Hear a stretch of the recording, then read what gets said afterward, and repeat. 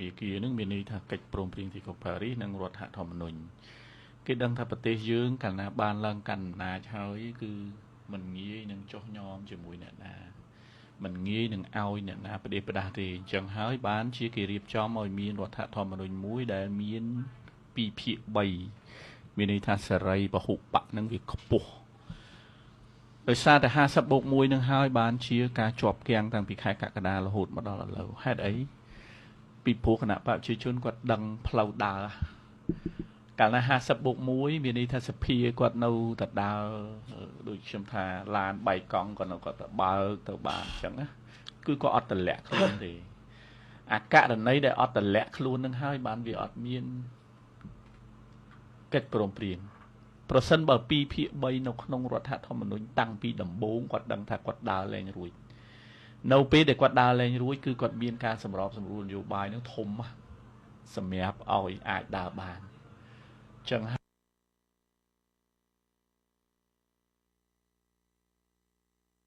អញ្ចឹងទៅទោះបីជាដល់ថ្ងៃបោះឆ្នោតទៀតគាត់នៅតែដើរទៅ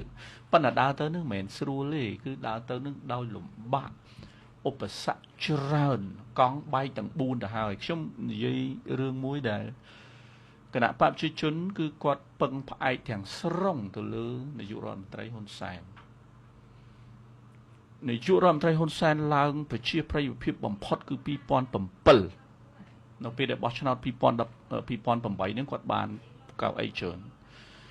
ប៉ុន្តែយើងអត់ត្រូវប្រឆាំងនឹងច្បាប់ធម្មជាតិទេផ្កាវាអត់ដែលរីករហូតទេរីកហើយវារួមឲ្យស្វិត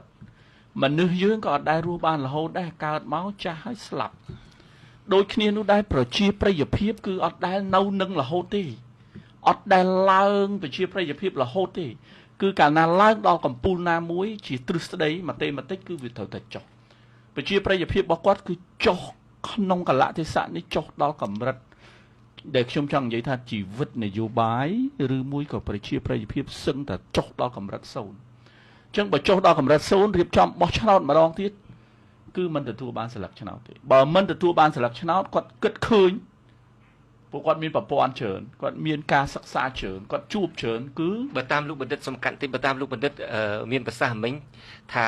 ប្រជាប្រិយភាពរបស់លោកហ៊ុនសែនធ្លាក់ចុះដល់កម្រិត0តើលោកបណ្ឌិតគិតថាគាត់ដឹងដែរ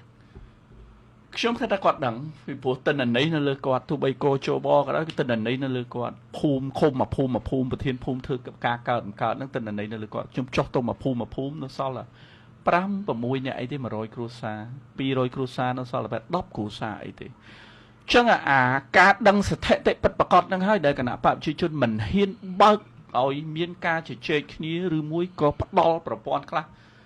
ទៅដល់គណៈបកសង្គ្រោះជាតិទេដំណោះស្រាយទី2ដែលខ្ញុំចង់និយាយគឺធ្វើយ៉ាងម៉េចឲ្យអ្នកដែលចាញ់ឆ្នោតនៅពេលខាងមុខ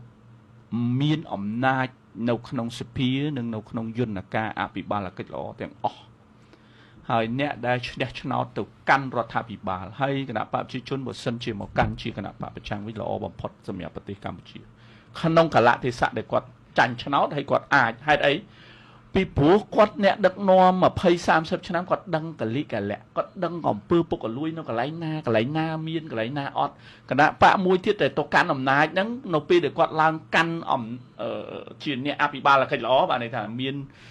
អធិពលខ្លាំងនៅក្នុងសភាមានអធិពលខ្លាំងនៅក្រមរក្សាធម្មនុញ្ញឬក៏យន្តការអភិបាលកិច្ចល្អមួយចំនួនណាគឺគណៈបកប្រឆាំងដែលចូលទៅកាន់អំណាចគឺដើរបានល្អពីព្រោះអីកាលណាអត់ល្អគឺគេហៅមកប៉ុន្តែលោកបណ្ឌិតនេះមិនជាគំរូអាក្រក់សម្រាប់សង្គមមួយទេនៅពេលដែលមនុស្សយើងដឹងថាអស់ប្រជាប្រិយភាពហើយឬមួយមនុស្សប្រព្រឹត្តអំពើខុសច្រើនហើយដើម្បីគ្រាន់តែឲ្យគាត់បានផ្ដល់អំណាចឲ្យអ្នកដទៃត្រូវតែផ្ដល់កៅអីឲ្យគាត់ទុកតែមិនផ្ដល់រដ្ឋាភិបាលក៏ដោយចុះមិនផ្ដល់កៅអីទេមានន័យថាទោះបីយ៉ាងណាក៏ដោយបោះឆ្នោតខាងមុខគណៈបកប្រជាជននៅមានកៅអីនៅក្នុងរដ្ឋសភាបាទអញ្ចឹងបើមានកៅអីនៅក្នុងរដ្ឋសភាក្នុងនាមជាគណៈបកប្រឆាំងត្រូវដើរតួនាទីនៅក្នុងអង្គភាពប្រឆាំងពើពុករលួយនៅក្នុងក្រមរក្សាធម្មនុញ្ញនៅក្នុងគណៈកម្មការជាតិរៀបចំការបោះឆ្នោតនៅក្នុងអាជ្ញាធរសាវនកម្មជាតិសុទ្ធតែជាយន្តការដើម្បីទៅត្រួតពិនិត្យរដ្ឋាភិបាល រងៃរដ្ឋាភិបាលធ្វើប្រតិបត្តិការយន្តការត្រួតពិនិត្យហ្នឹងតែឯងដដែលហ្នឹងខ្លួនឯងដដែលហ្នឹងអញ្ចឹងដែលយើងញែកអំណាចហ្នឹងអ្នកណាដែលជាអភិបាលកិច្ចអ្នកណាដែលជាអ្នកអនុវត្តឲ្យមានអំណាចហ្នឹងប្រហាក់ប្រហែលគ្នាត្រួតពិនិត្យគ្នាទៅវិញទៅមកនោះអ្នកអនុវត្តអត់អាចជាសេះលែងដៃអ្នកអនុវត្តអត់អាចមានការប្រុងប្រយ័ត្នទេប្រទេសយើងនឹងដើរទៅមុខនេះគឺជាដំណោះស្រាយទី2ដែល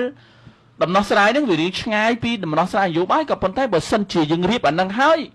ម្នាក់ទទួលស្គាល់ហើយយល់ព្រម បាទពេល